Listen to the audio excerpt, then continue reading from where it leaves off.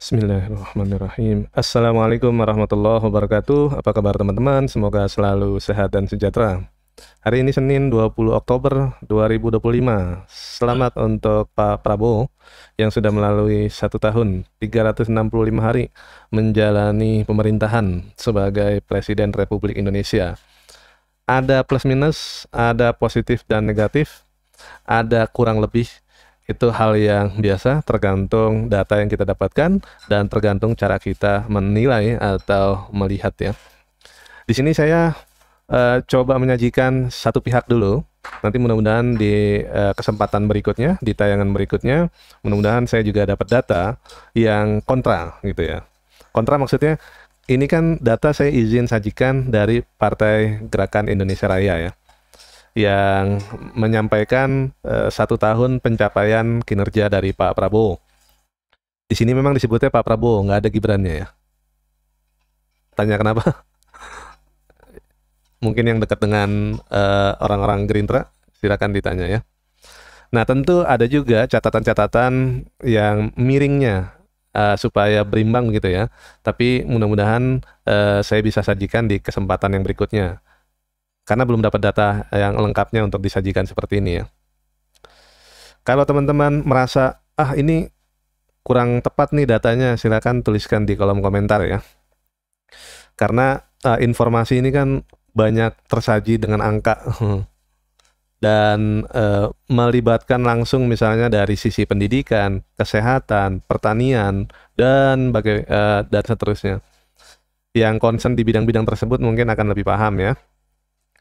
Saya izin sajikan capaian 1 tahun kinerja Prabowo Subianto.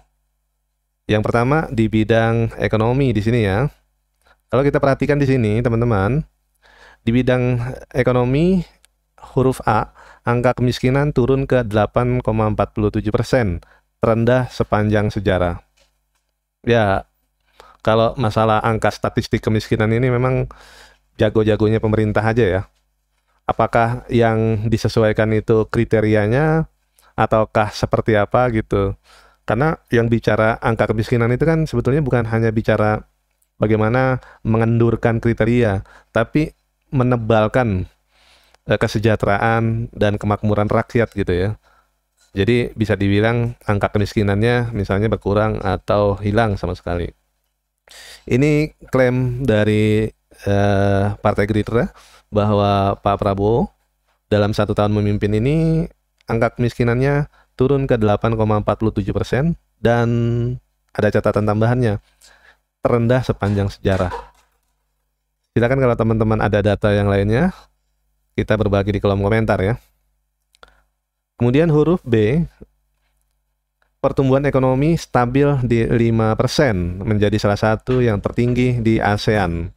Itu berarti mengungguli Singapura yang hanya 4,30%, kemudian mengungguli Malaysia yang hanya 4,50%, sementara Indonesia 5%. High five. Apakah betul begitu? Ya, ini tentu para ekonom yang lebih paham ya. Angka-angka ketika sudah dijabarkan seperti ini kan berarti terbuka untuk di challenge ya.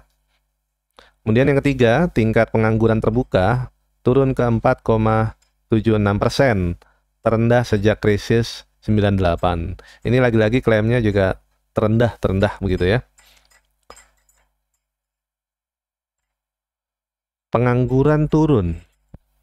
Padahal berita yang kita dapati ada PHK massal, ya kan? Puluhan ribu itu, pabriknya tutup. Tapi kok tingkat pengangguran terbukanya malah turun ya? Ya, ini lagi-lagi sama dengan angka kemiskinan ya. Jago-jagonya pemerintah aja mengelola angka.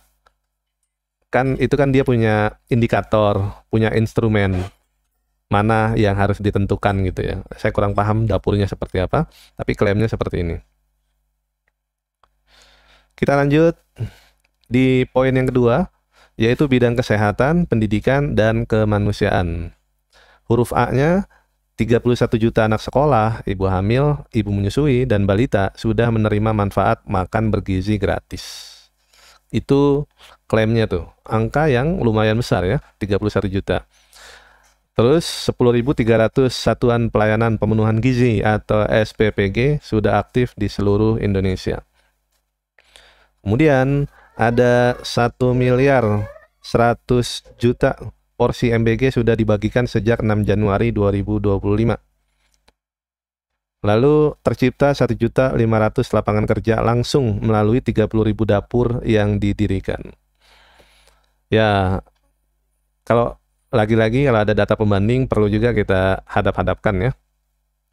Yang jelas MBG ini dari sisi yang positifnya itu masih membawa sisi negatifnya, misalnya kasus keracunan massal ya. Kemudian selain kasus keracunan massal, yang harusnya itu jadi makanan bergizi, tapi ternyata menu yang disajikan itu fast food begitu. Nah itu juga menjadi tantangan ya, di tengah misalnya anggarannya yang tadinya itu kan anggaran berapa sih kalau nggak salah ya, koreksi kalau salah, awalnya misalnya 15.000 apa begitu, kemudian 10.000 terus turun-turun lagi. Ya tentu ada mungkin ada sejumlah poin yang dikorbankan ya, yang tadinya mungkin bisa lengkap setiap kali memberikan sajian MBG, ada susu, ada buah mungkin begitu. Tapi karena mungkin anggarannya terbatas untuk satu porsi, pada akhirnya ya mungkin burgernya kayak gimana gitu. Ya teman-teman yang pernah menerima langsung silakan ya di komentari di sini atau yang melihat langsung seperti apa. MBG yang jelas masih ada PR besar ya. Dananya itu besar sekali soalnya. Kemudian huruf B, 36 juta rakyat Indonesia menerima manfaat dari program cek kesehatan gratis. Cek kesehatan gratis. Saya belum pernah nyoba sih. Dan terus terang saya juga baru tahu kalau ada cek kesehatan gratis ya. Ini karena saya yang kudet gitu. Atau memang informasi dari pihak pemerintah itu kurang menyeluruh ya. Maksudnya kurang menyeluruh tuh, apakah diinformasikan secara terbuka dan berulang, ataukah diinformasikan sekedarnya, selebihnya masif di jaringan-jaringan yang terkait dengan ya relasi lah begitu. Tapi angka ini memang besar banget. Kalau ada 36 juta itu bayangan saya, beritanya ramai gitu. Oh, di puskesmas ini, oh di misalnya klinik ini atau di rumah sakit ini masyarakat mengantri untuk cek kesehatan gratis gitu. Ramai gitu, kira-kira beritanya viral gitu. Karena angkanya besar 36 juta. Gitu ya. Lalu poin huruf C, program sekolah rakyat yang sudah beroperasi sebanyak 165 dari 500 sekolah yang ditargetkan. Ini juga salah satu hal yang patut diapresiasi ya. Pak Prabowo ingin anak-anak Indonesia itu dapat mengenyam pendidikan dan dibangunlah sekolah rakyat gitu ya, kerjasama dengan Kementerian Sosial gitu. Walaupun ada sekolah rakyat, Pak Prabowo kan juga buat sekolah unggulan yaitu sekolah Garuda ya, tapi sepertinya di sini tak tersaji ya sekolah Garudanya. Kemudian huruf D, merenovasi 16.095 gedung SD, SMP, dan SMA sederajat. Ini angka yang lumayan besar juga ya untuk di awal masa pemerintahannya. Kalau dulu kan kita sering dapati informasi gitu ya, kelas seperti kandang kambing lah, yang nggak layak lah kira-kira begitu, yang temboknya udah mau runtuh, gentengnya yang bocor, macam-macam lah, nggak ada tempat MCK yang layak, air bersihnya minim gitu dan lain-lain. Ya kalau sekarang dengan anggaran yang udah cukup stabil di 20%, tapi saya kurang tahu ya 20% dari APBN itu apakah nanti terpotong untuk MBG ya. Lalu poin E, waktu tunggu haji dipercepat dari 40 tahun menjadi 26 tahun melalui Kementerian Haji dan penurunan biaya haji. Ini juga patut diapresiasi ya. Dipecah gitu pengelolaan haji yang tadinya include ke dalam Kementerian Agama, tapi selalu atau beberapa kali muncul kasus, terakhir tuh kasus kuota haji di eranya Gus Yakut Khalil Qaumas ya. Pada akhirnya pemerintah memutuskan membuat Kementerian Haji. Kementerian nih ternyata saya kira bidang ya, tapi dibuat Kementerian Haji. Dan klaimnya itu adalah masa tunggu haji itu dari 40 tahun dipercepat jadi 26 tahun antriannya. Kemudian untuk biayanya katanya akan ditekan lebih murah. Dan masih berkaitan dengan haji di poin F, penyetujuan pembangunan kampung Indonesia di kota Mekah bersama pemerintah Arab Saudi. Ini juga hal yang patut diapresiasi ya, ada kampung Indonesia di Mekah ya. Jadi katanya sih akan menampung sekitar 200 ribuan jamaah ya. Kan kuota yang diberikan oleh pemerintahan Arab Saudi itu 200 ribuan ya untuk jamaah haji. Kalau itu terwujud, ada kemudahan akses ibadah, ada pelayanan terintegrasi khusus, ada peningkatan kenyamanan dan keamanan. Dan ini juga merupakan investasi jangka panjang ya. Yang saya baca beritanya Pak Ruslani ya, Rosan Ruslani itu sudah cek ke TKP ya, udah survei lah ke Mekah sana untuk pembangunan kampung haji. Bagus ya. Lalu poin ketiga nih teman-teman, bidang penciptaan lapangan kerja. Poin A-nya, upah minimum provinsi atau UMP naik sebesar 6,5%. Nah, masalah UMP ini memang ada ini juga ya, ada ya perbedaan pendapat juga ya. Ketika buruh itu membangun komunikasi dengan Presiden Prabowo dan Pak Prabowo melihat ya memang perlu ditingkatkan upah yang layak untuk buruh gitu ya, supaya lebih adil. Tapi juga ada komentar dari LBP ya, dari Pak Luhut. Yang saya baca beritanya itu, jadi kira-kira buruh tuh jangan ngatur-ngatur negara, kira-kira begitulah. Nah, ini salah satu komentar yang nggak tepat ya. Aspirasi, harapan, atau permintaan itu nggak bisa didefinisikan sebagai ngatur-ngatur negara. Apalagi pada masa Pilpres misalnya, ada semacam janji kampanye gitu, atau ada komitmen setelah terpilih jadi presiden gitu. Ya harus terwujud. Kemudian poin B-nya 516.000 lapangan kerja baru tercipta dari program makan bergizi gratis atau MBG melalui Satuan Pelayanan Pemenuhan Gizi. Ini angka yang cukup besar ya. Kemudian C, peningkatan insentif bagi guru. Sempat tarik ulur, katanya waktu kampanye akan diberikan tunjangan guru ditingkatkan, terus setelah itu nggak ada kabarnya, sempat terombang-ambing gitu ya. Dan ini diklaim ada peningkatan insentif bagi guru. Kemudian yang D, untuk pertama kali dalam sejarah, pengemudi ojek online menerima bonus hari raya BHR. Kalau yang saya tahu dari kawan-kawan tuh rata-rata kalau mereka terima itu kan punya syarat-syarat ya. Kalau dia nariknya tiap hari, rutin, rajin begitu, 50.000 kebanyakan yang menerimanya gitu ya. Kalau yang nerimanya 100.000 tuh agak jarang, di atas 100.000 lebih ini lagi, lebih langka lagi gitu ya. Ya secara umum kalau nariknya tiap hari rutin gitu 50.000.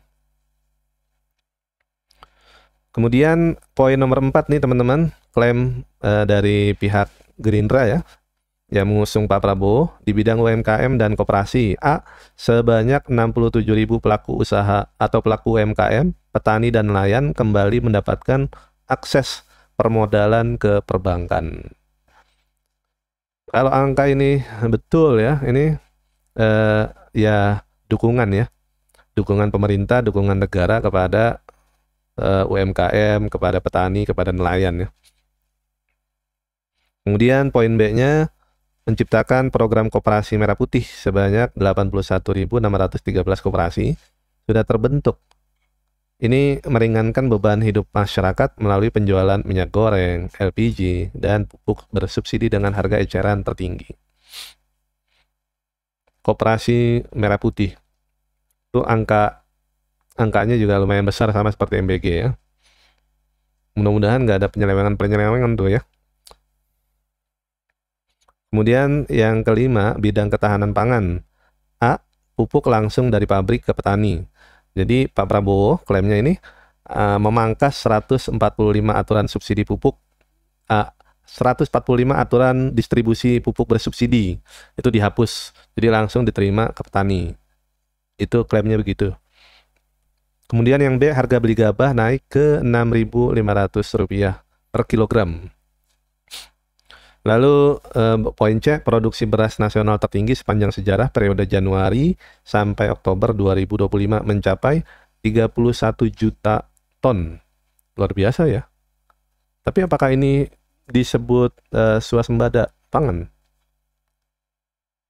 Kemudian yang D, 100 kampung nelayan merah putih telah dibangun. Nelayan, bahasa nelayan ya. Kita review beberapa waktu ke belakang, itu ada kasus pagar laut. Ada pagarnya, kabarnya sayup-sayup hilang, muncul beton gitu ya. Jadi perlindungan kepada nelayan ketika berhadapan dengan oligark, itu memang negara harus turun ya, untuk melindungi rakyatnya tuh. Kemudian yang keenam, bidang pengelolaan aset dan antara. Di sini poin A, menjadi sovereign wealth fund atau dana kekayaan negara terbesar kelima di dunia melalui pengelolaan lebih dari 1 triliun US dollar ya. Koreksi kalau salah ya. Yang merupakan gabungan dari aset BUMN ya. Kemudian poin B-nya, CATL dan Antam berinvestasi sebesar 100 triliun bangun pabrik baterai terbesar di Indonesia. Ini juga angkanya betul gak ya?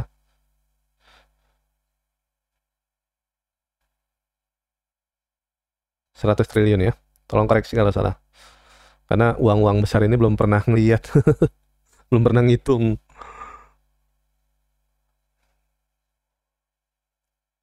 Lalu yang ketujuh, bidang pemberantasan korupsi. A, kasus-kasus korupsi besar akhirnya diungkap dan diproses sesuai dengan hukum yang berlaku, termasuk kasus mafia peradilan, kasus PT Pertamina, kasus CPO, dan penyalahgunaan dana CSR Bank Indonesia dan lain-lain. Hari ini gong 1 tahun pemerintahan Pak Prabowo, Kejaksaan itu mengembali, apa istilahnya ya, menyetorkan uang hasil sitaan dari kasus CPO ini 13,2 triliun. Itu angka yang luar biasa besar ya. Dan bersamaan dengan Menteri Keuangan itu serah terimalah kepada Presiden Prabowo, dan Pak Prabowo itu menyampaikan pidatonya ya. Salah satu yang cukup ramai dijadikan highlight itu ketika Pak Prabowo meminta kejaksaan dan kepolisian itu menegakkan hukumnya dengan hati. Pak Prabowo nggak ingin misalnya ada kasus anak kecil yang mencuri itu kena hukum. Jadi ada sisi-sisi yang beyond ya, perlu dilihat secara komprehensif. Terus ada kasus misalnya nenek-nenek atau ibu-ibu yang ketahuan mencuri tanaman gitu dihukum gitu. Nah itu Pak Prabowo nggak ingin penegakan hukum itu tajam ke bawah tapi tumpul ke atas. Itu pesan langsung ke kejaksaan dan kepolisian. Kemudian poin B-nya, lebih dari berapa nih?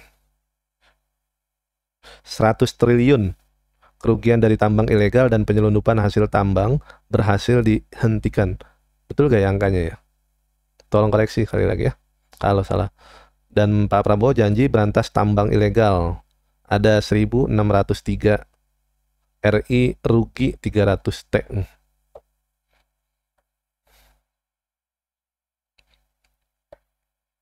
Lalu poin C-nya, lebih dari 4 juta hektar kebun sawit dalam kawasan hutan disita dan kini dikuasai oleh negara. Kemudian poin D-nya, lebih dari berapa nih?